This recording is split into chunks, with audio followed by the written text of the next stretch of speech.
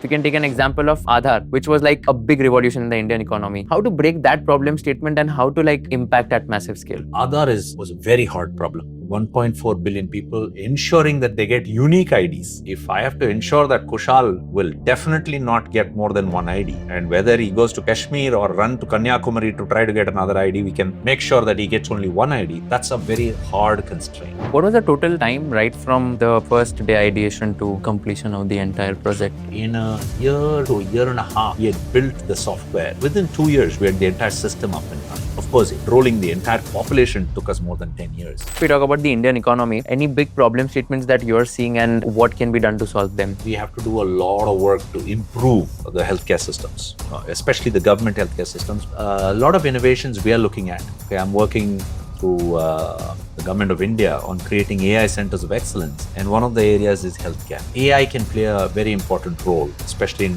diagnosing cancers. What's the most interesting conversation you've had with Sam Altman? Well, with Sam Altman, the last time I met him, I asked him, what is the most surprising emergent property? He said, chain of thought reasoning. If you ask math questions to ChatGPT, it used to answer wrongly because this is more of a language model. But instead, if you say something like, I want you to give me a step-by-step account of how you came up with the answer, it will actually get the same question correctly answered. Are there some scams happening with retail individuals and how can they be aware of all these scams? There are a lot of frauds that are happening.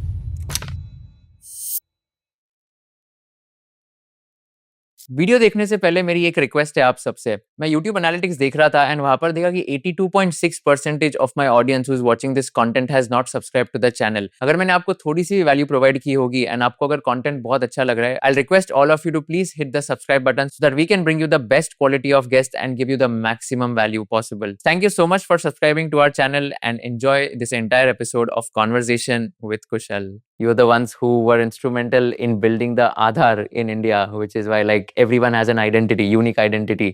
You've also been very instrumental in the 10-bed ICU where like a lot of hospitals in rural areas should have at least 10 beds of ICU, etc. And you're also building something in the fintech space which excites me so much, where you've said that if anyone wants a buffalo, they can also take a loan for that. So there are a lot of interesting stuff I want to discuss with you. But just before that, can you just walk us briefly through your journey over the last few years of your career, and then we'll take the further questions there. Well, after I finished my engineering in India, I went to the US to do my master's in electrical and computer engineering.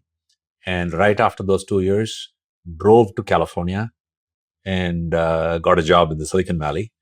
This was 1988, maybe much before you were born. Yeah. And started work in chip design, largely creating CPUs. At Sun Microsystems, we created the Spark CPUs that powered the high-end Spark systems. And then later at Intel on the Intel chips. This is very algorithmic work.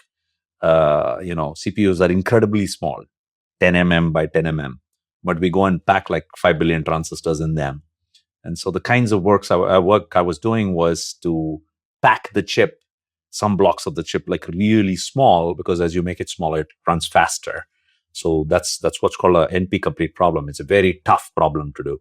There's no known optimal solution for that. So we use sort of cognitive methods, AI methods, even then, to pack these chips and make them very packed. So this is the kind of work I was involved in. Of course, beyond that, I did an internet company. When this was the very early days of .com.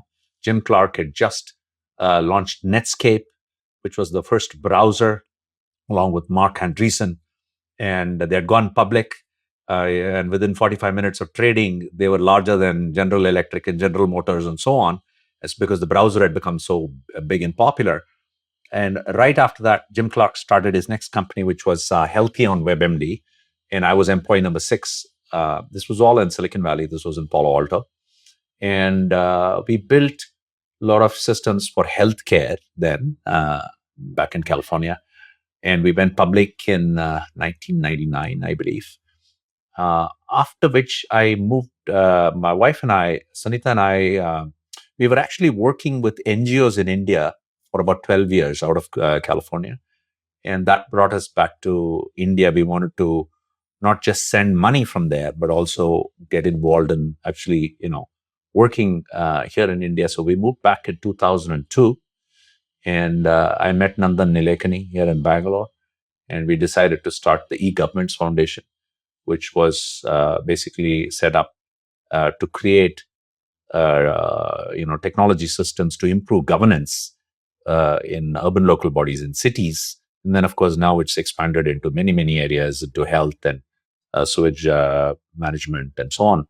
It's now in 14 countries. And after that, we did the Aadhaar project. I was the head of technology. I set up the technology center here in Bangalore along with all my colleagues, brilliant people. And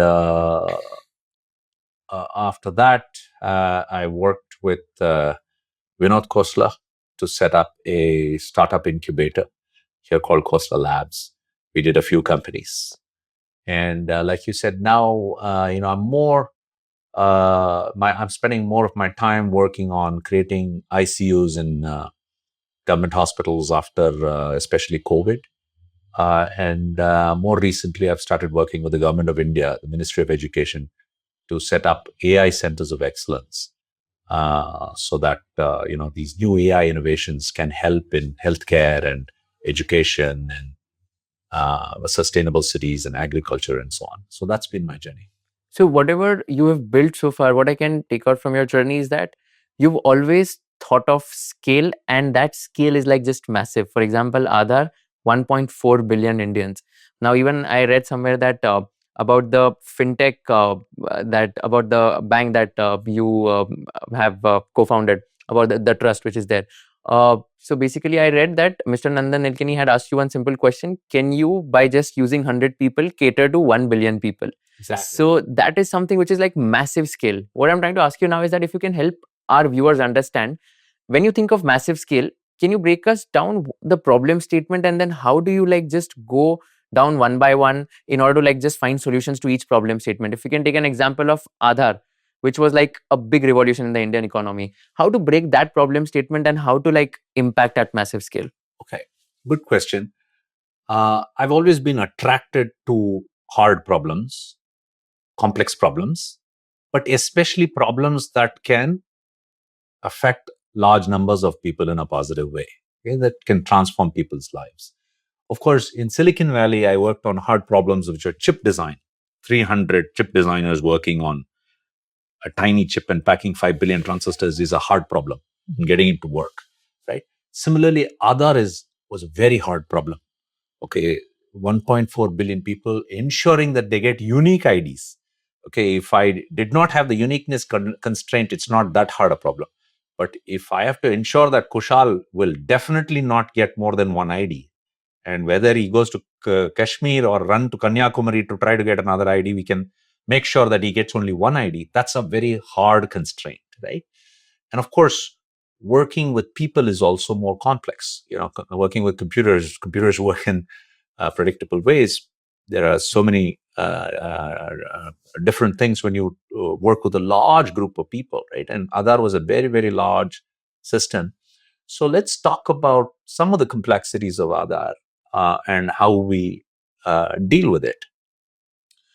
One is simply the fact that, let's take the example of, like I said, if I have to enroll you, you will give your name, address, gender, and date of birth, and then I will collect your biometrics of your fingerprints, your iris, and a photo of your face.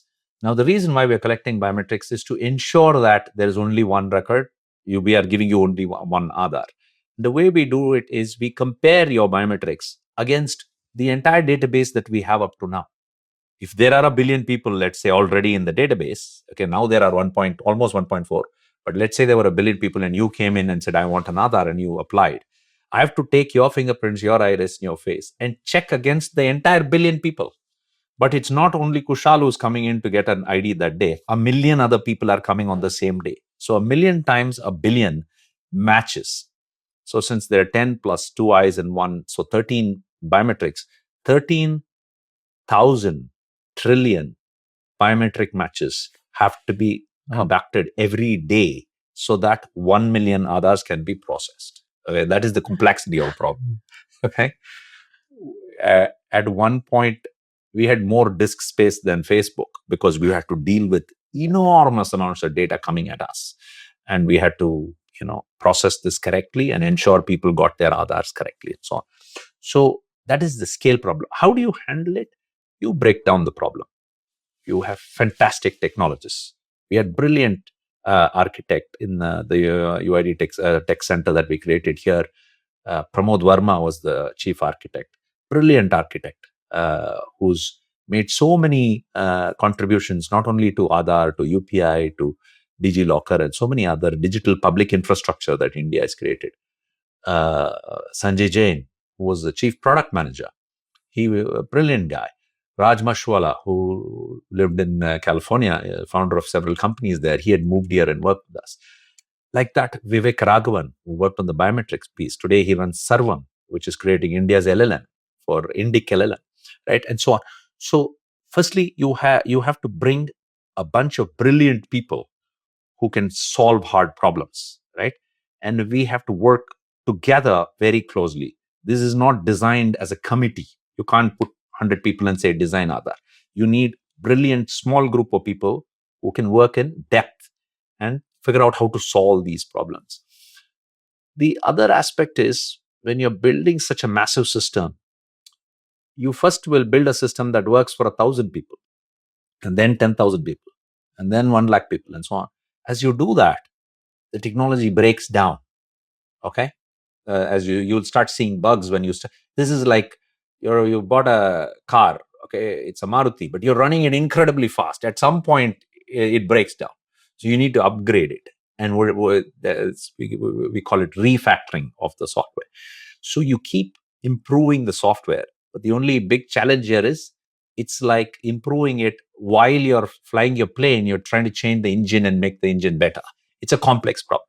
So we had to sort of design our way through this, think our way through this, and solve the problem. Another issue I will tell you, for instance, the false accept rates. These are the errors that creep into biometrics. We had to manage that and ensure that those don't go beyond a certain point, because if it does, then there's going to be too many errors in the system. And so all of these kinds of technical decisions had to be made, and very disciplined way of approaching and solving these problems is what it takes to address this. Of course, Nandan brought together a team of people from the government, lots of different cadres. Not just when you say government, there's IAS officers, there's IPS officers, there's IFS officers, accounting service, and postal service, and so on. So we had officers from all those different services, and a bunch of us here in Bangalore, we were from the private sector, right? And we had people from NGOs and so on. So he brought together this sort of mix of people who sort of came up with a new culture of how government and private sector could work and deliver on the promise of this massive digital public infrastructure. Aadhaar was the first DPI in the country, so to speak. Then UPI and other things came. But thankfully, because this culture that was brought together and everybody sort of put their best foot forward, and we built Aadhaar. And today the world looks at us. It's done more than 100 billion authentications already, and it's working quite nicely. So that's how you take large problems, but you need not only really bright people working with you, but you also need people from different divergent backgrounds. Okay, that melting pot is important. What works in Silicon Valley in California also works in India. When you have people from different points of view looking at a problem, you get a richer, more mature product. And those are some of the elements, I would say, of how do you deal with a large problem like Aadhaar, and how do you solve the challenges there. Can you tell us some of the interesting stories while building Aadhaar, right from the time when you started, the challenges that you faced? You talked about the challenges, but when you started, like, how did you start? Like, was there like an office space which you rented specifically for this project, and then what happened? Oh man, there are many very interesting stories. Firstly, we didn't have an office space yet because Nandan was still setting up stuff in Delhi, and I was to create the technology center here, and we didn't have an office space here. And right outside our house, the apartment that you see while you drove in, that had just come up. I said, hey, wow, we can take one of those apartments and we can use that to do the design, because we have to start working, right? I can't wait because the problem is very large. So we rented an apartment E403 in the apartment complex here. And I took two of the desks of my kids. We put them in the dining area space. One whiteboard was there. I think in my son's room we put that, and we bought one more whiteboard, and we had that.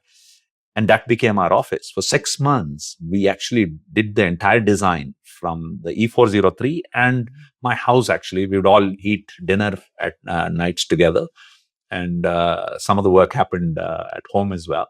Whatever space we could get, we just used it up, because there was intense activity. We were talking to ministries, getting their inputs. We were talking to some of the big companies, whether it was Microsoft or Google or Tata, and so on and so forth, Wipro and so on. So all of this activity was happening out of here. It was so funny. People would come from different countries, from France and Germany and all that, to Aadhar, and we'd call them, and we'd say, leave your footwear out there and come in and sit with us and so on. And they'd go, is this the Aadhar office? And we'd be like, yep, this is it. This is the Aadhar office. And we'd call home and ask for some chai, and my son would come running in a flask and so on. This is how it worked. And so it was more like a Silicon Valley startup. Yeah. Okay, than some sort of large corporate structure or even some large government body. Frankly, that's what you need. What you need is a small group of very dedicated, very brilliant people that need to come in and work very hard in a focused manner. And that was achieved. We created like a garage startup. We had an apartment startup type of atmosphere. And we created a 250-page document, which was the PRD, the requirements document of what Aadhaar, how it's going to be implemented. So that's an interesting story. Another story that comes to my mind, which is again very interesting, is I was actually headed to Dehradun, was giving a lecture to the IAS officers who they come back for training and so on. So I was asked to talk to them about e-governance. So the plane didn't land in Dehradun from Delhi. It came back because it was, slippery or snowing or something like that. And so I had to drive. And while I'm driving, Raj Mashwala, that person that I talked about, who was looking at biometrics at that time, he had gone to back to California, and he was meeting this Professor Jim Wayman of the University of San Jose, because they had built a very large biometric system in the US. And Professor Jim Wayman's input was, hey, this is not going to work. India is too large a country. Your biometric matches and all that, the accuracies are, and you need 6 football fields worth of servers. It's too hard a problem. It's not going to work. And while I was driving from Delhi to Dehradun, I get a call from Raj Mashwala saying, this is not going to work. And I'm like petrified. I'm like, what do you mean it's not going to work? Because we were relying on biometrics to ensure uniqueness, like I explained earlier. And then I called Nandan and I said, Nandan, this is not going to work. What do you mean it's not going to work? I said, the experts, the best experts in the world are saying that this is too complex a problem. But then I told him this, that I'm a hardware designer. If it doesn't work in software, we will create a chip. We'll figure out how to solve this. Give me some time. This is what we're hearing from America, but will give me some time. And then we got back and huddled. And we came up with methods. And we said, yes, it's doable. And we all know it worked. And the accuracies are pretty good. So it was not an easy journey. There were a lot of naysayers. There was an article coming out of England that said, I forget where it came from, that India will drown in a sea of false positives. Okay, they said it won't work. It's too large to do this biometric match. But we did some really deep experiments with biometrics, and we had 80 million people that we enrolled as a sample size to test our systems. And we figured out statistically we could manage the accuracies well enough. So there were many hurdles like this. And now everybody looks at it going, oh, wow, wonderful, it works beautifully, and so on. But it wasn't that easy while we were creating the system. It was a lot of very, very tough problems that we solved. Right.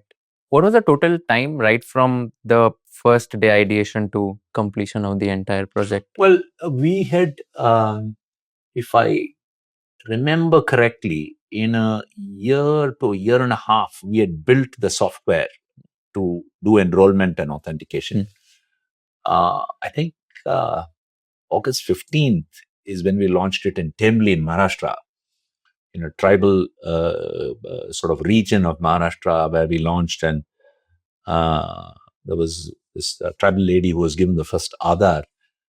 I think probably about 1.5, within 2 years, we had the entire system up and running. Of course, enrolling the entire population took us more than 10 years, because it's a very, very massive exercise. You have to go village after village and enroll everybody. But we had built the entire system in about 1.5 years, I think, about 1.5 years. But what I can tell you is we were ahead of schedule. We finished the project ahead of schedule, building our entire system. And very few projects around the world, especially government projects, actually get done, especially something of this magnitude, get done on time. Okay. So in some sense, we were very proud of the fact that we got it done on time. That's so commendable. How did people initially react when you just started launching Aadhaar? And do you remember talking to like the first person or the second person? How were the conversations? Yeah, it was very interesting. There was a sense of, see, there is no one identity card in India, or one identity in India. You have a PAN card, you have voter ID, you have your ration card, you have a driver's license, and so on. But they're all for specific purposes, right? One is for to drive a car, another is to get your ration, and so on. But we don't have something that says, hey, you know what? I live in India, I'm a resident, and so on. This is my card. And Aadhaar was such a system, okay, an identity platform without specifically what you use it for. Now, of course, it's being used by 300 schemes of the government, so lots of schemes use it. So in some sense, I noticed there was a sense of pride, especially in rural areas, and people would stand in line and get their Aadhaar because they felt, hey, this gives me an identity. If people ask me who are you, I can show them this is who I am, right? So there was a little bit of that sense of, hey, belonging and identity that I could see when I met people, and they would all stand in line and get it. 2-3 hours, it didn't matter how long it took. We thought that this phenomenon was more rural based. In urban, people don't rely so much on the government in big cities and so on. So my guess was maybe in urban areas, people won't stand for 2-3 hours to get this. We were wrong. Every city, people stood in line, ensured that they got their Aadhars somehow, whether it is in a government office, in a post office, in a bank, or LIC, whatever, an insurance company, whatever. So in some sense, there was a feeling of we were all coming together and we were getting this identity. And I think people also recognize the fact that since this was all done digitally, even the enrollment, that this is the future, and this identity will be the basis of many other transactions that I do with the government, with the private sector, and so on. I think it probably dawned on people that this was an important thing, and it is happening countrywide. So it is not a one state or the other. So those were sort of the reactions that we could see on the ground. Got it. So one problem statement, the big problem statement here was that you wanted to give unique identity to individuals in India. The problem statement was basically that you don't have a unique identity for yourself, and that you solve for. What do you think are some of the other problem statements at present in India? Maybe 2-3 big problems in India right now, and then we'll discuss about the possible solutions of those problems. Well, see, from an Aadhaar perspective itself, take, for example, someone who moves from, let's say, UP to Delhi. some place in UP or in Bihar or so on, okay, to Delhi to get a job, okay, more jobs in the capital, their ration card wouldn't work in Delhi. Like, hey, this is your village ration card. It's a Bihar ration card. It doesn't work in Delhi. Lots of things did not work, right? But, we need to ensure that our people, when they migrate, they move, they work in different places, services are delivered. It can't be only in the village where I was born. I will get my ration or I will get my NREGA and so on and so forth, right? So I think Aadhaar played a very important role in ensuring that we Indians could move wherever. There is an estimated 200 to 300 million migrant laborers who are moving to different parts of the country where there are jobs, right? And that makes sense. And so, how do you ensure that you deliver services everywhere and not just say, hey, only local people, I will deliver services for? So, Aadhaar played that very important role, right? If you ask, of course, what are the other things that he did, KYC was a big problem. Know your customer norms of the RBI, for instance, that the banks have to perform before opening a bank account for someone, or the telecom operators, before they give a SIM card to you, they have to check who you are and where you live and so on and so forth, and ensure those details are correct. All of this was very expensive. It used to cost about 1,500 rupees to do one person's KYC, because you had to go to the house to figure out if the address is correct and so on. This was in the beginning, early days of telecom, it was very cumbersome to do KYC and give you a SIM card and so on. But Aadhaar brought that cost down to 3 rupees or 5 rupees or something really small, right? And now, what is the impact of that? Suddenly, you are able to do KYC very cheaply and at the same time very accurately with biometrics. Okay. So the impact of that was India in 2008, the number of bank accounts was some very low number, to less than 20% of the people had bank accounts. Largely people in the urban areas had bank accounts. Banks had not gone to the rural areas. So financial inclusion had not been reached. But with Aadhaar, and the Prime Minister brought in the Jan Dhan Yojana to open bank accounts for everybody, along with mobile. So this jam trinity, Jan Dhan Yojana, Aadhaar and mobile put together, brought in 80% of the people into the ambit of financial inclusion and got them bank accounts within 6 years. And the Bank of International Settlements did a study saying, if Aadhaar had not been done, how long India would have taken to get 80% coverage on bank accounts? 46 years. Oh my We God. saved 40 years, right? Imagine from a progress, bringing up the country and bringing a lot of people from below middle class and below poverty line up. A lot of that is possible when they get access to savings and loans and so on, right? So Aadhaar played an important role there. There's many examples. Pensions, old person has to go to a government office and stand there in line for a long time before the pension's given. Go there every month for this. You don't need to do all that. Do a biometric ID, sit at home and do it. Okay, they know you're alive.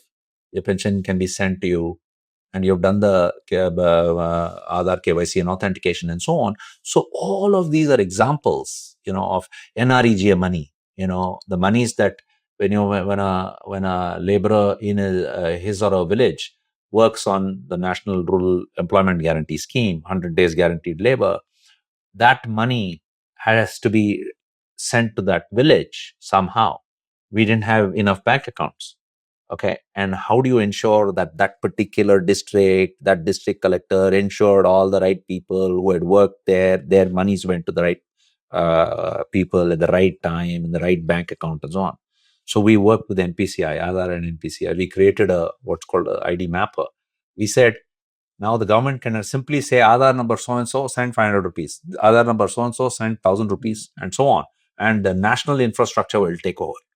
And we mapped those Aadhaar numbers to the bank account and resolved the account number, and monies are now being sent. It's called the Aadhaar payment bridge, right? So these are all examples of how what was very hard to do earlier whether it was getting pensions, whether it was getting your NREGA money, whether it was getting opening a bank account or getting a SIM card, all of them became trivial, but at the same time very secure, because we're using biometrics. We're using your iris, your fingerprint. Someone else can't come and open an account in Kushal's name and say, "Hey, or take your money, saying, I can operate your ATM and so on." So all of those happened quite quickly because we built a good digital public infrastructure. Are there any ways of, let's say, some fraudster or hacker, like hacking some sort of identity of a person? And are there some scams happening with retail individuals? And how can they be aware of all these scams and just be aware of them? See, there are a lot of cyber security related, sort of frauds that are happening, especially when you have a lot more online transactions going on in the country, for payments, for banking, and so on. Frauds do happen in larger numbers. Okay. Earlier, bank manager knew your face, you knew where you lived. So when you did a transaction and say, "Hey, here's my check, give me cash," they knew who you were. Okay. Now, when a packet of information comes on the internet and I claim it is me, Srikanth Nadamuni, send me some money or send money to Kushal because whatever I need to pay him some money, how does that server know that it is indeed me who's saying that? What if Krishna is actually somehow pretending it's me on the internet and taking money away from my account, right? These are the tough problems, right? Of authentication, ensuring authorization. Even if you have access to that account, there might be some limits and authorizations. There's also security on the wire. People should not be able to see your transactions or amount of money or whatever, all the privacy issues and so on. So definitely the fact that we are more online, we are conducting our lives and transactions more online, we are prone to online attacks. Okay. And since online computer based, programmatic based fraud, it also scales elegantly. That means if I figure out how to attack the system, I can make that happen in multiple places and so on. But of course, there are ways of handling this.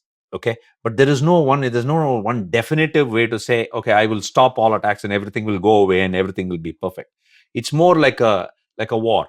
The bad guys will keep trying to break the system, whatever system you put, and the good guys have to keep improving the systems. That is more of the analogy I would give of this kind of cyber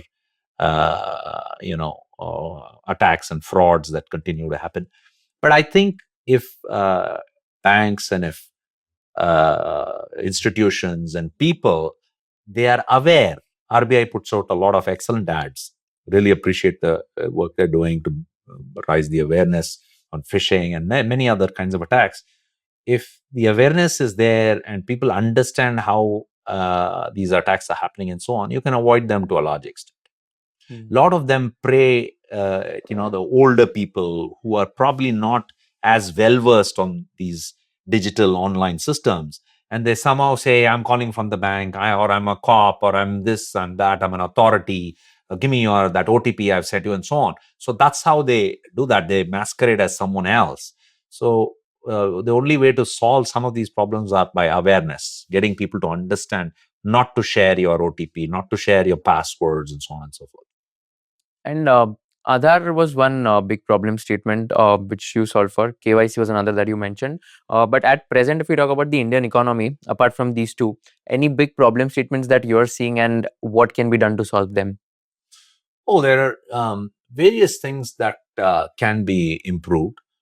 Because I worked in the healthcare sector, thanks to COVID, since I was starting creating ICUs in government hospitals, I see that we have to do a lot of work to improve the healthcare systems, especially the government healthcare systems, because a lot of the poor go to the government healthcare systems. So there's a lot of innovations we are looking at. Okay, I'm working through the government of India on creating AI centers of excellence, and one of the areas is healthcare, to try and improve healthcare. AI can play a very important role, especially in diagnosing, cancers, where breast cancer, oral cancers, and so on. So that's certainly one area where we can make a lot of improvements to service delivery to improve the healthcare situation in the country. The other area that I feel we can make a lot of improvement is education. Once again, while India has done very well in higher education, we have fantastic IITs and IIMs and AIMS and fantastic institutions of higher learning. Our school education has not done as well, right? The Aadhaar report, for instance, year after year says a fifth grader can only read a second grader level text in their local language. Oh. Okay, and consistently year after year, that's their finding. And they put out the Aadhaar report every year on the state of education in India.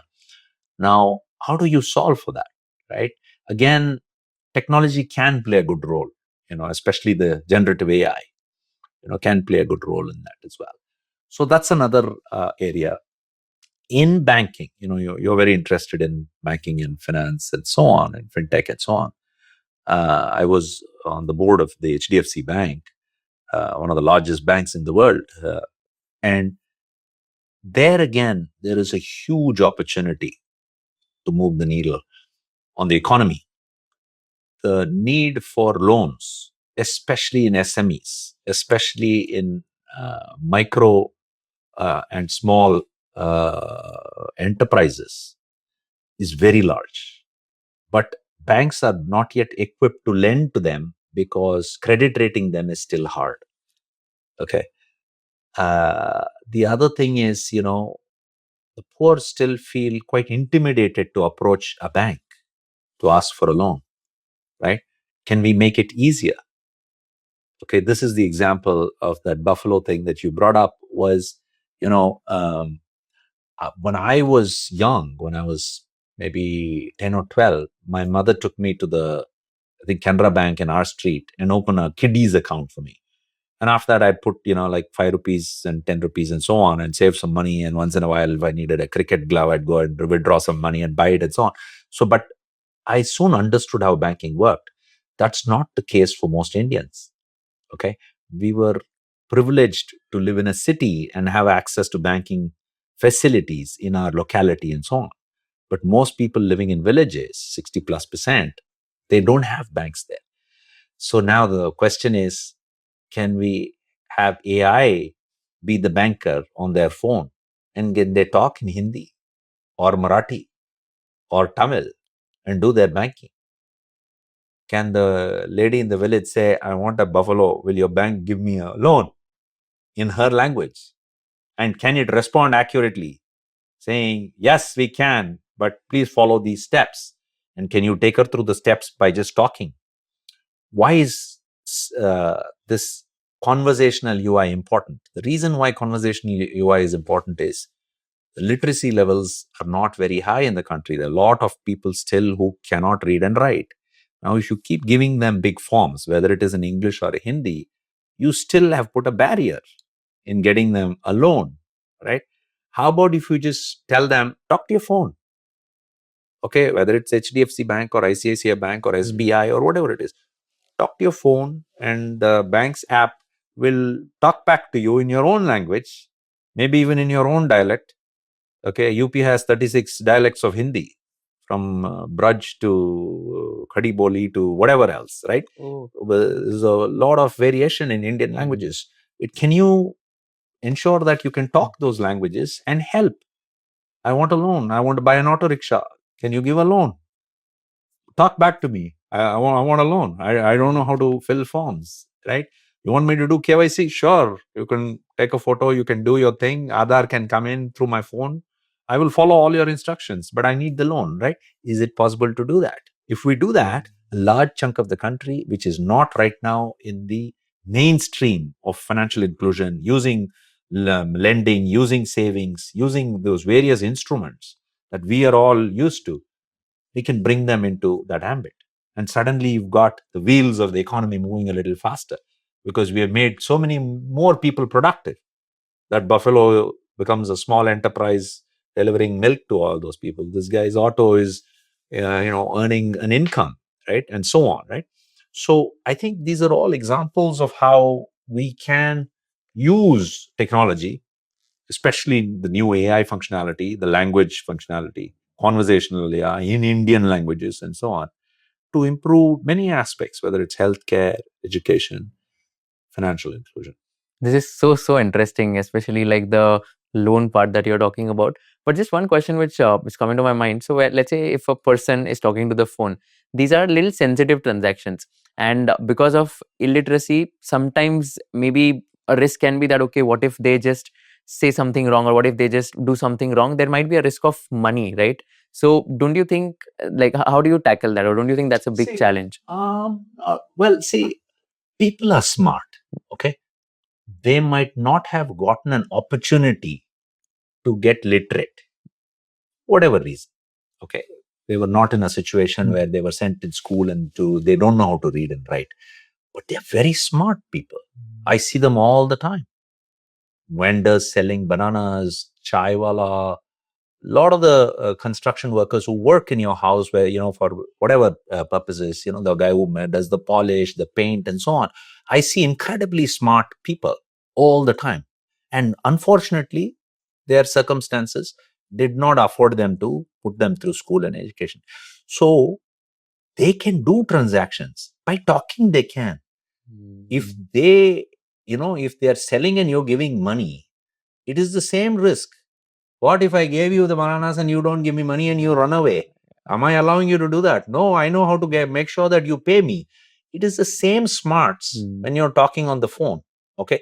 Maybe initially there might be some hiccups, right? People will figure it out. Hey, don't do that. Okay. If you do that, money goes to the wrong person. Ensure this, first you send 10 rupees, ensure that it goes to the right person. Then you send 5,000. They'll figure that out. Yeah.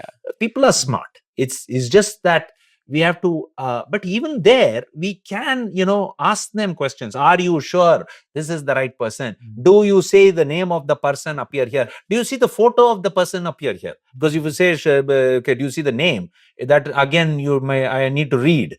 Okay, I might not know how to read. But what if I show you the photo of the where the money, the destination address, right?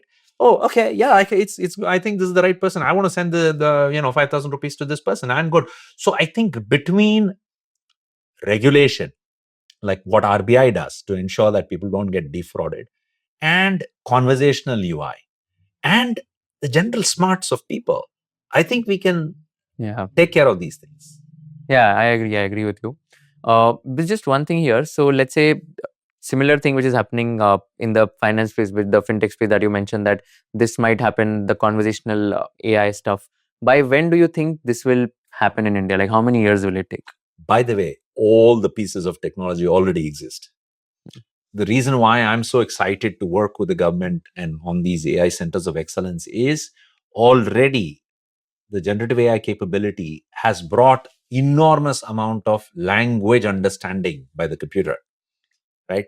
Language was in the sole purview of human beings because of our prefrontal cortex.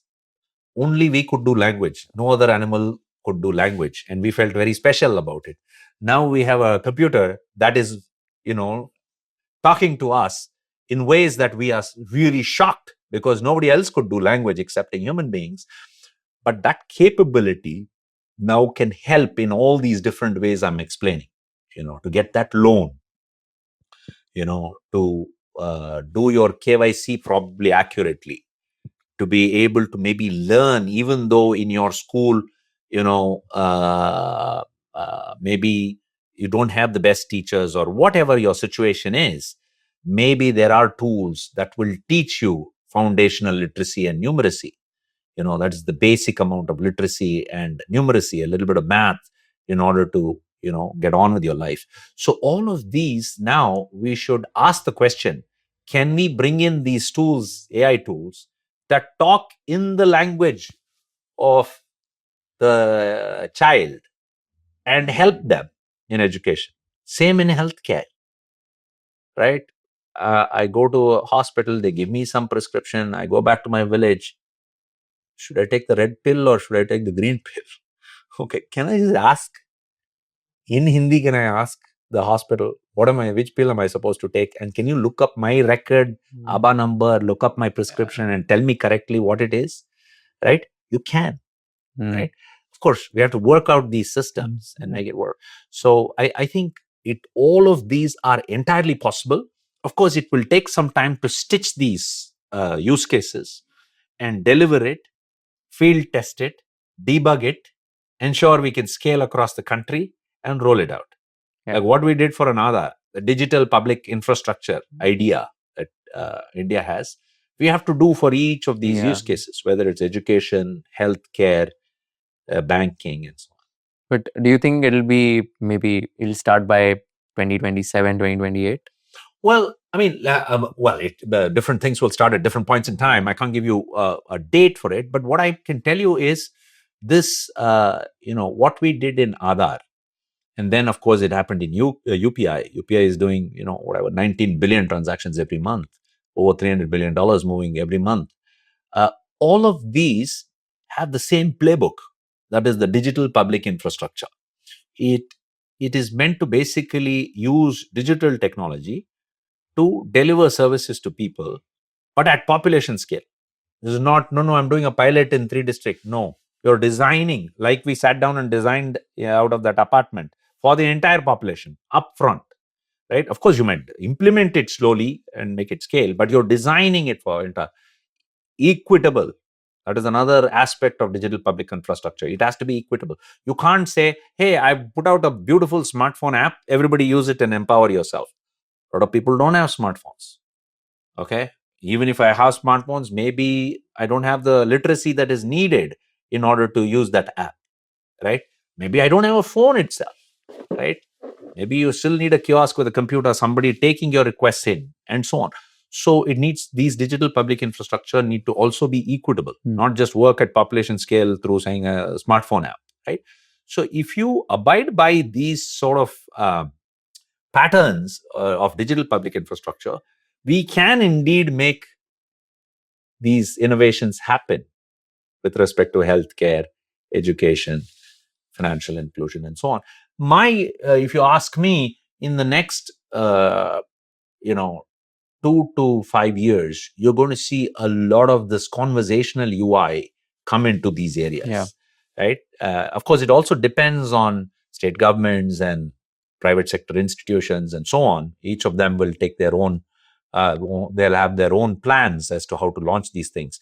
But everybody is talking about this new capability of these LLMs, the ability of these chat GPT like LLMs to be able to talk to people, because that solves a big problem of our country, which is literacy. It can probably bring even the illiterate people over to doing these kinds of transactions. I understood about the healthcare and the financial inclusion part very well, the examples that you gave. Can you give an example of the education segment, that how will the generative AI play out in a child? Like, will the child ask doubts immediately, get answers immediately? How will it work? Yeah. Okay. Let's take a fairly challenging problem of foundational literacy and numeracy. Okay. That is, the basic amount of literacy and math ability to move on, right? You need at least that basic level, that is called FLN, foundational literacy and numeracy. There is a goal of the government to get 100% FLN, universal FLN, by I think 2027, 26, 27. Now, we are far from it. Like I told you, the Aadhaar report on the other side says a 5th grader can't read 2nd grade level, right? So the question now is, how do we improve it? One thought is, can we use the mother tongue of the child? Okay. Let's say, you come from Mumbai. So let's say in a small village in Maharashtra, there is a child who has learned Marathi at home, mother tongue. Entire family speaks, mother has taught the child, the whole community go out on the street, they all speak Marathi, all wonderful. But you go to this, you start off school, you're taught from a different, you start ABCs, right? It's a new language. Now, if you want to get FLN, foundational literacy and numeracy, in a new language other than your mother tongue, it's much harder. some of us were more privileged in cities, and maybe our families also could speak English and so on. So we got on. We did our FLN in English, and then we went ahead and did many other things. You did very well in your CA and CPA and so on, right? But a lot of the kids in the villages, they don't have the same kind of facilities of a home which can speak English, and a good teacher, and a school which can teach all these things and so on. So one thought is, can we take mother tongue as the basis, the first language, get to reading and writing and that math, basic math, and then still, yeah, go on and learn English too, because English is a global language. It gives you access to jobs and so on. This is not about, hey, do it at the cost of English. Maybe you do English as the next secondary language. There is also enough studies now that show that once you reach a certain level in your first language, let's say mother tongue or your local language, then there is something called transfer learning. You can learn the second language much faster because you already know how languages work. So you could learn English or Hindi quite fast, right?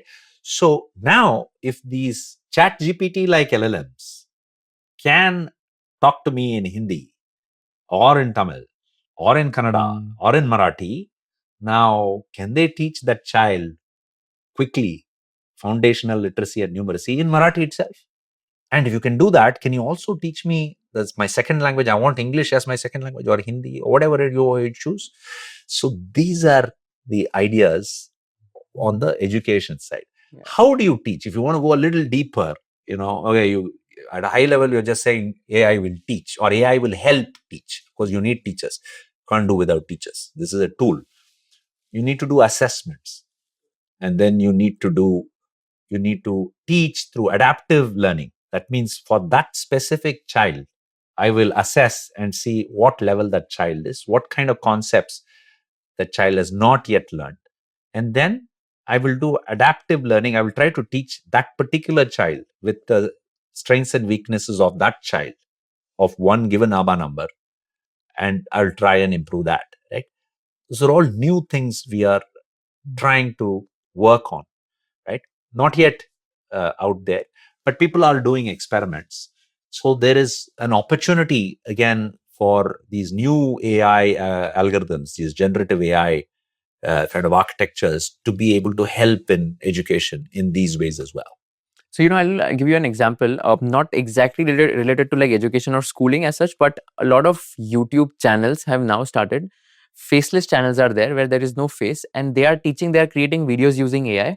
And there are like AI avatars also where the person doesn't need to go and record the video, but they are using their AI avatar to record like a 4-minute, 5-minute short video on a simple topic of mathematics explaining the student. Or even if there is no face, they like just using AI, they do the scripting, they use the voiceover of the person, cloning the voice, and a proper 5-minute video is created. So this is also like a part of education itself. What I'm trying to tell is like using AI, like a lot of faceless channels are getting created, and a lot of like contribution or maybe value is given to the audience by not even getting completely involved. So I think creators are using AI to translate their videos into different languages and disseminating the same content in, let's say, Bangalore, South India, or let's say even like Delhi, Mumbai, different languages, different parts of India, and even outside India. If the content is global, they are translating into, let's say, Spanish, different languages. So I mean, the scale using AI can just be massive if that is used correctly. Absolutely. I mean, just a couple of days ago, we saw GPT-5 generating a nice simulation of the Bernoulli's principle, and to teach a child how a plane actually lifts off the ground, right?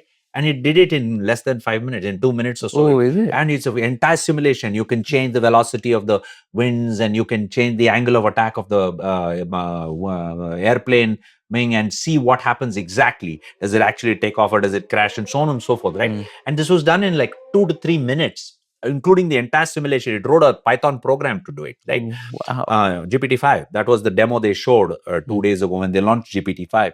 So this capability to explain very clearly exists already. We can create amazing simulations, graphics to teach a child how a particular thing works, explain even a complex concept.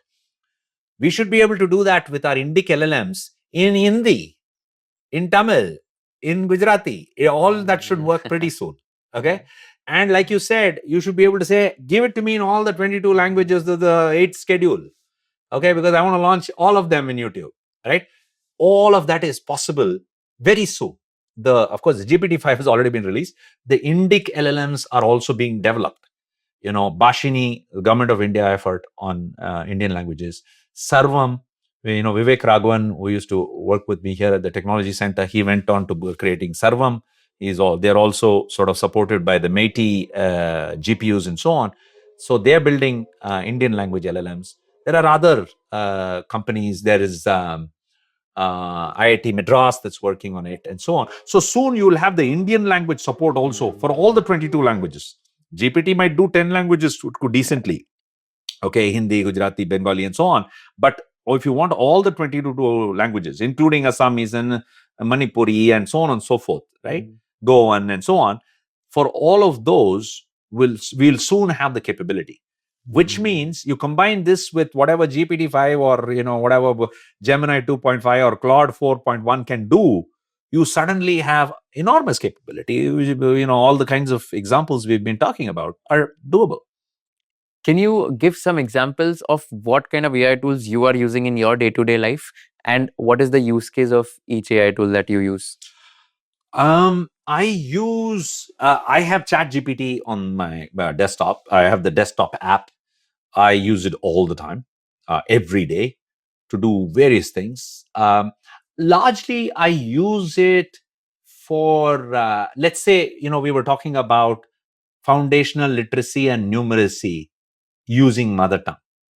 Now, I wanted to know if there are scientific studies to sort of support this idea that mother tongue might be better for foundational literacy and numeracy than English, right? I ran a query yesterday and it put out a 26-page paper. Okay. Of course, it said it's a very good idea and most of the world works that way, whether it is Italy or Germany or Sweden or Norway and so on. Not just the developed nations, but also, the other countries. A lot of the countries use that approach, use their own local language or their national language or their mother tongue to teach the initial ability to read and write, and then go on to learning English or the other secondary language. So GPT-5 did a brilliant job. Before that, I used to use whatever O3 and so on. So I use it for doing my own research. Okay, and you can go deeper and deeper and deeper. Okay, I use it for actually research is where I use it quite a bit. But in our companies, for instance, in trust, the marketing strategy, the marketing material, of course, the ideas come from people. They will say, hey, we should write an article about KYC and how, video ID KYC has improved, so on and so forth. But we use AI to write the article. So easy to change and say, no, make it more impactful. Tell a story along with this and so on and so forth. There's too many technical details, drum it down. So they go through these iterations incredibly fast. They use it for marketing things. For customer support, we're using it for customer support as well, right? It'll be very patient. It won't get impatient with you. It'll try and look at all the details of your past interactions and try to give you a more accurate. So all of these ways, we use AI quite a bit. I use Perplexity again for similar kind of, especially when you go out onto the internet and check out a lot of, references to what I'm looking for and so on. I use Perplexity as well. I use Google and Gemini Suite because we use G Suite in our work, Google Docs and Google Spreadsheets and so on. So it's much easier. It's more integrated with the G Suite. So Gemini 2.5 is also a brilliant model. And I'm told the 3.0 is coming out soon and so on. So I use quite a few of these AI tools on a daily basis. And do you think that AI can clone my mind exactly the way I think? Will it like just think the way I think, or will it take some time to go there and take decisions the way I take my decisions in life? That's very interesting. In fact, I met Sam Altman about 2 years ago. And of course, all of this was very new. ChatGPT had just come out and so on and so forth. And then he said something that really shocked me. He said, we could create Mahatma Gandhi's persona in AI by ingesting all the works of Mahatma Gandhi, everything that he's written and the other biographies and so on, and his articles and his letters and his speeches and everything. And then you could ask Mahatma Gandhi questions about today's problems, perhaps, and get him, at least his persona, alter ego, whatever, to answer that question. And I was like, wow, that's very interesting. So actually, that is doable, and there are companies doing that already. If you suddenly say, I want to talk to Elon Musk about something, there's a company, I think Character.ai, that allows you to do that. So it'll not only be his voice and so on, but it will also answer things like the true character. Oh, wow. So basically, I can ask any question to Elon Musk, and then the way Elon Musk would have answered that, like the person will just, the AI will just answer like that.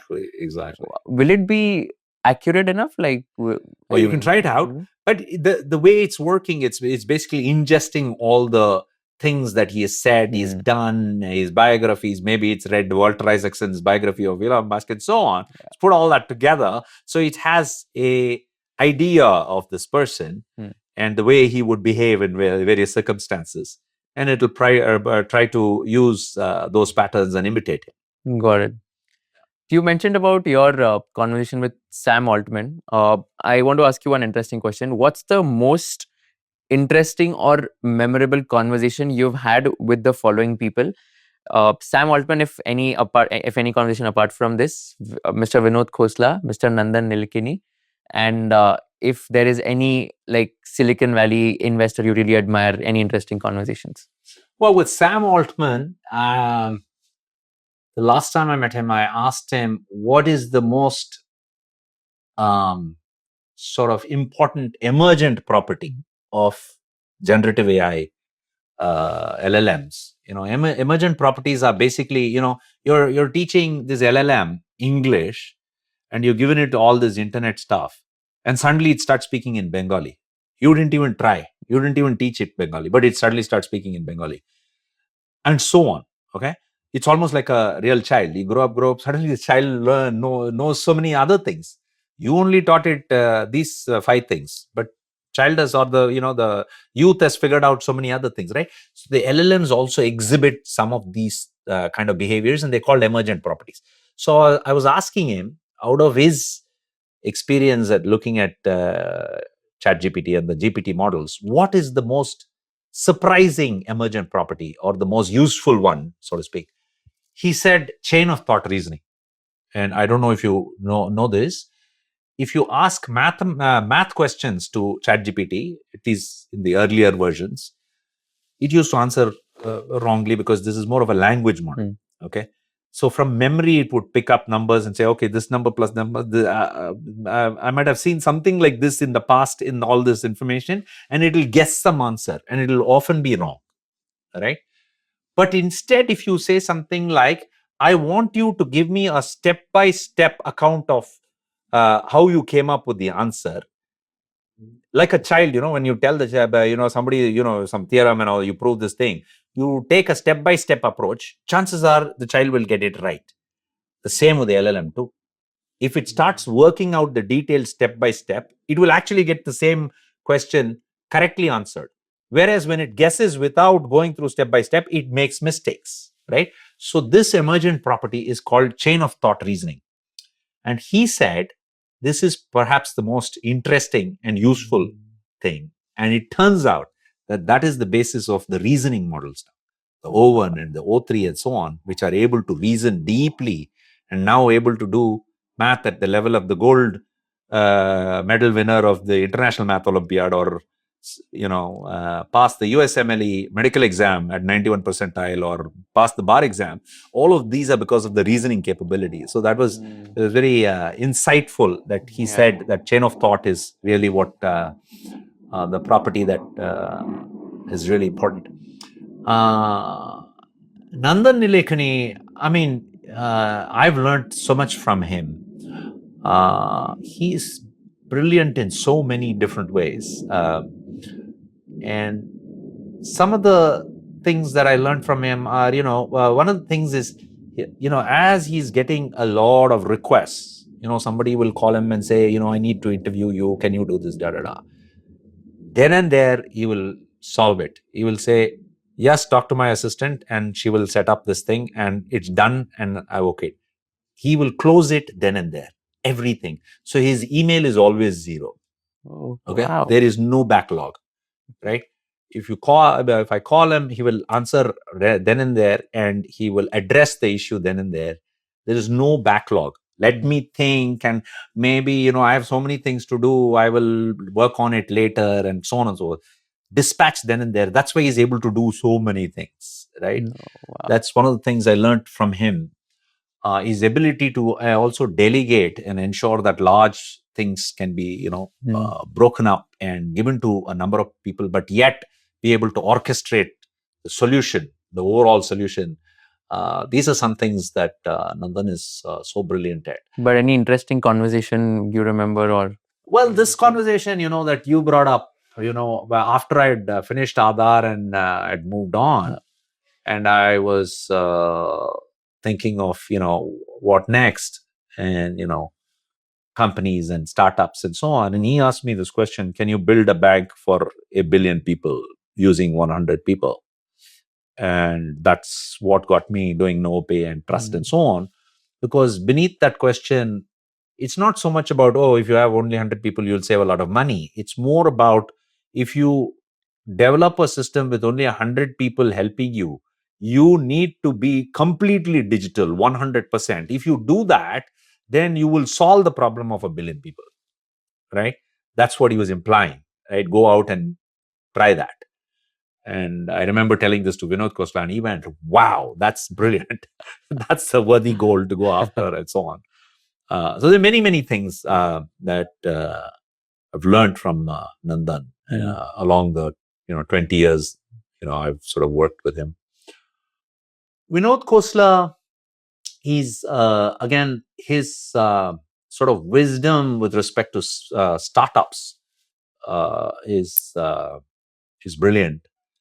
Every year there is the CEO summit, the Khosla Ventures CEO summit in San Francisco. And I try to go most years because it's a very interesting summit. There'll be some brilliant writers and brilliant speakers, and the best companies, CEOs are there. And there's fireside chats, and there's Bill Gates, and there's Satya Nadella, and there's, pretty much any Sergey Brin, Larry Page, all of them have been there, right? Yeah, but giving talks and so on. But Vinod does one base camp for CEOs about how to create a startup deck that you pitch to VCs. It's brilliant. Okay. And the interesting thing, is he'd say, unfortunately, your data points, your analytics in your deck is not what is convincing me. It's your story that's what convinces me whether we need to do this or not. And that's very interesting, because we humans, we all like stories. If I were to give you some complex answers, even as you ask me questions, nobody there really cares, right? To go and figure out what exactly is this guy saying. But if you tell a story, compelling story, we can all sort of hang our hat to that and say, yes, this rings true. Then, okay, I'll now tell me more details. But if the bigger picture is not a story that I can relate to, I'm not going to spend time opening black boxes and figuring out all the details that you're giving me, right? So that's something I found very useful, that your story and the emotional connect you have to the listener is more important than giving the nuts and bolts details. The details will come later, but only if your story is compelling. That is a point that Vinod makes very well. He said recently in one of the interviews that 80% of the jobs are going to be replaced by AI. That's right. And he's also, I think, a very, very hardcore believer of the AI world. He's one of the first investors in OpenAI. Oh, okay. And he obviously feels that it will have a transformational effect in the world. Yeah, right. And what about Mr. Deepak Parekh of HDFC? I didn't work so much with Deepak Parekh. When I was in the board, Aditya Puri was the CEO, and Shamla Gopinath was the chairperson. So I worked closely with Aditya. Okay. Yeah. Anything about him? Brilliant man. Very, very, very sharp. Very focused on the customer. There's one thing that I found him obsessing about is the customer. He will go to the ends of the world to figure out what his customer wants, what they really feel about his products. Do they really care about it? Does it really work for them?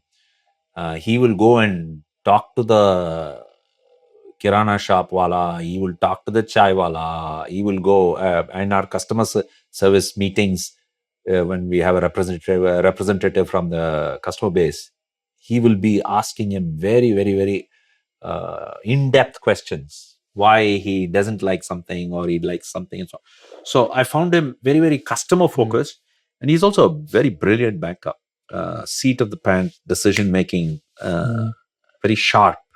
So can deal with a lot of complexity and lots of energy. I mean, incredible amount of energy. So those were some of the things that come to mind when I think about Aditya Puri. Got it. And let's talk about some of the things that are happening in Silicon Valley, which are not happening in India, and the other way around as well, because you've spent 15 years of your life in Silicon Valley. And I'm sure like you also visit the Valley quite often these days. What are some 2 or 3 trends you think are happening in in California, which you think India can also learn from? And what are some things which are happening in India, which let's say other countries can also learn from? Yeah. See, the thing that's happening in Silicon Valley right now is this whole generative AI revolution, right? They have taken the lead with this new transformer architecture, and they're creating enormous value out of the kinds of interesting products that are coming out of here. We have been lagging behind, okay? Whether it is our technologists, whether it is our academic institutions, we are not going fast enough, okay? And I feel we cannot take this view that, oh, we don't need to make those large investments in creating LLMs. We'll simply build applications, which is a lot cheaper and a lot easier to do, and maybe we'll get a chunk of the market. We cannot be followers, okay? We cannot do better apps if we don't understand the basics of the LLMs either. So we have to be leaders, right? And when DeepSeek came out of China, the whole world was asking, what about India? How come a DeepSeek moment hasn't happened in India yet, right? And that's a good question to ask. I ask myself that many times. And I feel that we should not lag behind, which means we have to dig deeper into research, R&D investments in our universities. Our companies here as well can't just be relying on services or even building apps alone. We have to look at the more foundational aspects as well. It can't always be a free ride because somebody else did hard work on the foundational side. I will only ride on top of that. I don't think that viewpoint will serve us well. We have to understand this revolution in a lot more detail. And we have a stake in ensuring that we are not only relying on other people's LLMs. Okay.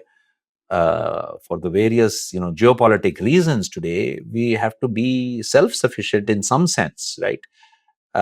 We need to ensure that our Indic languages are well represented and it works well. There might be other cultural aspects in the way we do business, in the way we interact, that might also be reflected in our own LLMs, right? And so on and so forth. So that is one area where I would say we should not lag behind Silicon Valley. We should also step it up, right? Now let's talk the other way around. What has India done really well that maybe Silicon Valley or US or other economies have not done? what we have learned from Aadhaar, from UPI, from DigiLocker, from DigiYatra, from ONDC is the Digital Public Infrastructure Playbook, the DPI playbook. Now, DPI is transforming the nation. Whether it's 100 billion authentications by Aadhaar, whether it is 19 billion UPI transactions every month, whether it is 7.7 billion documents that 500 million people are using in the DigiLocker in India, and so on and so forth, we have figured out how to take digital solutions and deliver it to the entire country, not just to the rich, not just to the urban, not just to the literate, but everybody, equitable, very key, important keyword in DPI, right? That India has done very well, right? And I also appreciate our regulators, batting for the poorest India. Okay. So in some sense, I don't find as much of this kind of the administration and the regulators ensuring that everybody gets benefit of the digital technology, right? In other more developed economies, you're seeing a large divide now. Very few, very rich people, billionaires, and a lot of people who are poorer, right? And we have to ensure that that doesn't happen in a much more emphasized way in India. Now, AI is coming. Imagine if AI, only some people figure out how to use AI and a large section of the population doesn't. They're not going to get the benefit of this massive revolution, right? How do you ensure? DPI is the answer. DPI has shown us how to distribute these new tech, digital, AI innovations. And India has been a leader in this. I was in Cairo for a conference on DPI, 100 countries. And the key presentations were all from us, from India, teaching the world how to do digital public infrastructure. I spoke at the United Nations about 3 months ago. And India was calling all the countries, 193 countries, to teach them what we have done, share our experiences in digital public infrastructure, and teach them, hey, how it can be done, right? And this is an area where India is a leader, and I think it can teach the world, not just the global south, but the entire world, how to do this better. Equitable distribution for the benefit of all, digital technologies, AI, and so on. I was in San Francisco last month. This was my first US trip, and I was just blown away by the kind of thinking and mentality everyone has there. Like everyone is thinking about the future. I booked my first Waymo ride, and there's a driverless car coming to pick me up, and I was like, India में तो ये possible होगा ही नहीं. I mean, it's like very difficult to have something like this in India.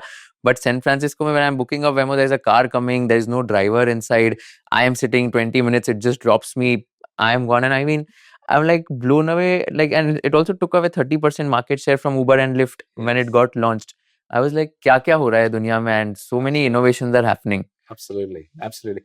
Well, actually, I felt the same way about Google Maps.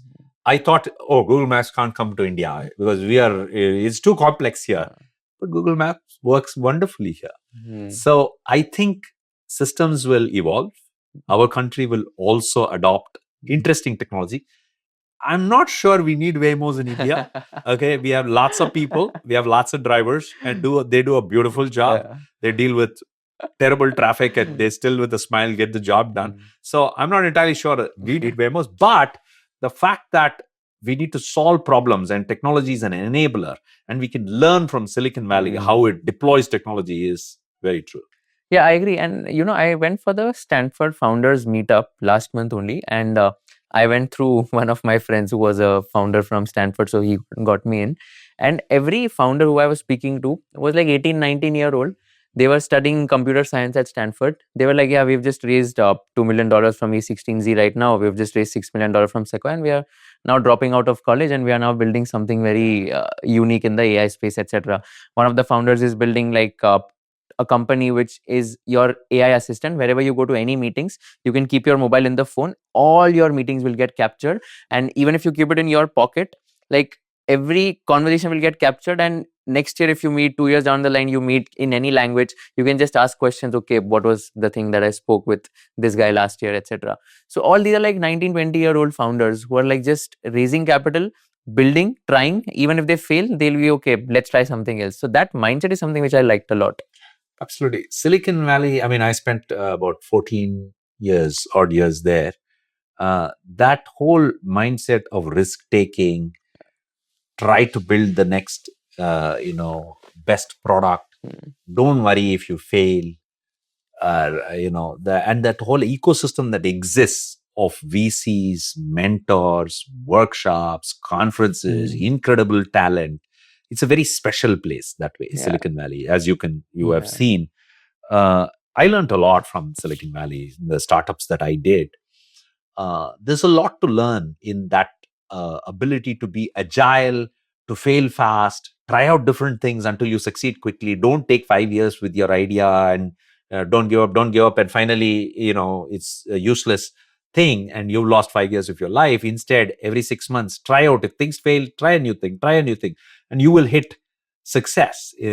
So all of those kind of characteristics you will see in a lot of founders there. And they'll be extremely young. In fact, I've seen such young founders like you did. And it's not that they know everything. They know something much more than Mumbai wala or Bangalore founder.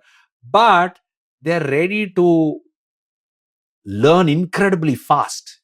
Okay. And soon you give them 2-3 years, they're like seasoned professionals. They've dealt with hiring a sales VP, and they've raised a lot of money because of which they had to build a beautiful pitch deck and build a technology and so on. That also, that work ethic in working in depth and learning various things, whether it is sales or money raising or building the technology or hiring the right people. Those people are ready to learn all that. So there's a lot of hard work, and it's stressful as well in those years. But the young can deal with it. My son runs a startup from San Francisco as well, and I've seen him. He's going at warp speed. Sometimes we are like, can you slow down a little bit? What does he do, if I can ask? He's a CTO of a company called Clarity. He started it when he was at he was at MIT when he was doing his undergrad. He and this other law school grad from Harvard, they joined together and did that company. And he was ready to quit and go off to Silicon Valley. And as good old Indian parents, we said, no, you do your degree and then you do whatever you want. And then, of course, the next 2 years, he never went to class. I don't know how he passed his exams, but he was working on building his company, writing code and so on. And now they do basically all these complex workflows in companies. They automate them, like a high-end strategic consulting company. What it does, figuring out what your workflows are, and your purchase order and your invoice don't match, and you're using this tool and you're using Salesforce and you're using a ERP, and there are issues and so on. Their AI figures out all these problems in large medium-sized companies, and they basically solve their problems by figuring out hotspots in larger companies, right? So they work on a lot of the accounting workflows and so on and so forth. So that's a GenAI company. So I very much like what you were describing, young people just building interesting companies. I'll share one interesting thing that happened with me there. So I was talking to a friend there and I was just telling him, यार ऐसा कोई AI tool होना चाहिए जो मैं किसी से भी अगर बात कर रहा हूँ, उनके क्वेश्चन के बाद I should have something in front of my eye and I should get the answer of that, and I should just be like कि हाँ मतलब ये सामने आ गया, and then I can just read that and then tell them without they getting to know that I have read it, like it's in front of me. And then he told me there is a startup by 3 Columbia dropouts who are doing something like this, and they basically market themselves as interview cheat sheet. Basically, in an interview, if you go, you have, I don't know how they're doing, maybe some glasses or something, but if the interviewer is asking, a great idea because you're cheating to get into a company. But if you see, everything is like coming in front of your eyes. Correct. But this is an idea that the AR VR people have always been looking at. That is, it's not just meant for cheating at interviews, but also, you talk to somebody. How about by taking the photo quickly, going to LinkedIn, tell me about this person a little bit more. I can have a more in-depth conversation with that person. Or I am looking at a billboard, it shows an ad, I look at it and I'm interested in that car or in that whatever motor or whatever it is, and it gives me a lot of details about that, right? All of these are AR, VR kind of applications. They can be done. It's not very hard anymore. Because even, when someone talks to you, the AI can understand what that person said, right? So it's not very hard to go quickly do a research on that what that person is saying and so on and so forth, right? So this is completely doable. No, but tell me one thing. So are you trying to say that, let's say if someone is walking in front of me, then I can just like using some technology, like I can just through his face get to know everything about that person from LinkedIn, etc. This is doable? Well, the only thing is the face match. Okay, there's no single database which shows the thing, but I'm sure people will try to go to the internet and see that if this face matches with one of the pictures on the internet, and if it does, then go figure out who the person is and go to LinkedIn and find it and so on. Might not be 100% matches, but it's not a great thing. This loss of privacy, exactly, because you just just look at people and then everything about them, is not a great thing. So I would say the use of biometrics for these kinds of purposes should be sort of regulated. Okay, you can't allow people to just just wear glasses and just look at people and they know everything about that person. That person might not like that to happen, right? So it's not a great application, but there might be useful applications of similar AR VR technologies that help you without violating somebody's privacy. Yeah. Let's say if someone who's 20 to 23 years old, who's just watching this right now, who's a founder, what are like some 2 or 3 opportunities you think for them that they can start something in this space and there would be like a good scope, like maybe AI or fintech or any of the industry? There's so many. I mean, the whole AI space right now, the capabilities of the LLMs, be it GPT, Gemini, Claude, or whatever, the overhang of capability is so large right now. We have not yet used all those capabilities and applied them. So there are any number of fields that you can apply this new technology and improve and deliver higher value. Okay. I mean, any number of, we talked about education, we talked about healthcare, we talked about financial inclusion and banking and so on. Not only those fields, so many other, robotics, warehousing, there's so many areas where you can use. And when you say robotics, that itself has, making cars, moving things around in a warehouse, in like an Amazon warehouse. So many areas, drones. I mean, there's so much that can be done with this technology. So there's lots of opportunities, right? The places where AI seems to have already made a big change, I'm talking about generative AI. One is in programming, coding, right? Amazing things happening, right? And you could see, that Windsurf sold for some 3 billion or whatever, because that's an area that a lot of the programmers are now using these AI tools to write code, right? That's one big area. The other is healthcare. Like even when the GPT-5 launch happened, Sam Altman talked about it. He said, healthcare, we are expecting a lot of people to use it to try and help themselves handle their own health situation, right? So I think these two are very good fields to move forward in, right? Because a lot of people might not get the access to the perfect doctor at the right time and so on. Even while this might not be 100% right all the time, for a lot of people, maybe with simpler illnesses or diagnoses and so on, they might still say, hey, I want to drop all my MRI, my ECG, my all this. You give me a second opinion. What do you think this is? And so on, right? So a lot of people are already using it. Yesterday, I was meeting with a bunch of oncologists. They're all using these AI models. They are putting all these documents, the imaging from various diagnostics. They're taking all the earlier consultations. They're taking the prescriptions. They're taking all of this and trying to make sense. Not because they can't do it, but it is summarizing it in a nice way. Usually, they don't have time to spend 1 hour with the patient. But if all the documents, the past documents, are nicely summarized, then the doctor gets a chance to better deliver care for that patient, right? Within the certain amount of time that they have. So there are many of these kinds of applications that young entrepreneurs can look at. Yeah. One last question that I ask all my guests. If you were in the shoes of Kushal and if you were interviewing Mr. Srikanth, what is that one question you'd like to ask him towards the end? What would I ask Srikanth? Well, the question I get asked often is, why did you move back to India after 14 years of staying in Silicon Valley? And you were very impressed with Silicon Valley. So a lot of people have asked me that question. So you could ask me that. It might be interesting to your viewers. Yeah. So yeah, why did you move back from Silicon Valley? Well, I come from a small town. I grew up in Mysore, and I was working in chip design. What I felt was we had learned a lot of things in India as well. But in Silicon Valley, we had learned a lot of things about design and implementation of very large projects. We felt that we could bring back to India to solve our own problems, And India of that time was, the economy was not as large as it is today. It's much better now. So we had this urge to go back to India and work with people.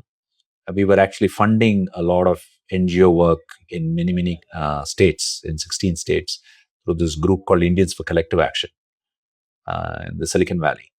And we would fund them for the various works that they were doing. And we would come to India and visit them and understand what the real issues on the ground were. So we felt that, we should move back. And we also wanted our kids to grow up here. The sort of value system we really appreciate, the sort of middle class schooling system that we went to, and so on. So that was the reason. And of course, both me and my wife, we got involved in this sort of working on social impact. I started the e-government foundation with Nandan, and then Aadhaar happened, and then Vinod Khosla happened, and all that. So one thing I would say to people who want to embark on such a journey, that not a single day I look back and say, I should have stayed back in Silicon Valley. The journey out here has been fascinating. The impact we have made has been meaningful and very satisfying. And there is so much more to do. So for those of you who want to get back to India and work with us, it's a fantastic journey, very meaningful, very satisfying, and you will not ever feel like you made a mistake. Wow, so inspiring, so touching. Thank you so much for doing this. I had a lot of fun. I learned a lot from you. And really, I think this is one of the episodes where I have been very curious about the AI ecosystem and the digital public infrastructure. So learned a lot. And I'm sure everyone is going to get a lot of value from this. Thank you so much. अगर आपको ये video पसंद आया होगा तो I'll request you to share it with all your friends and subscribe to our channel so that we can give you more value additive content in the shortest amount of time. हमको ये बताइए कि आपको कौन से kind of guest चाहिए, हमको ये बताइए कि कौन से क्वेश्चंस मुझे नहीं पूछने चाहिए थे, कौन से क्वेश्चंस मुझे और पूछने चाहिए थे ताकि आपको और ज्यादा वैल्यू मिल सके, और कौन से ऐसे पार्ट्स है जो आपको बिल्कुल पसंद नहीं आए ताकि हम लोग ये पार्ट स्ट्रीम कर सकते फ्यूचर एपिसोड्स में. So thank you so much once again for watching this episode and keep sharing all our episodes with your friends and keep giving us feedback so that we can improve and come up with better quality content.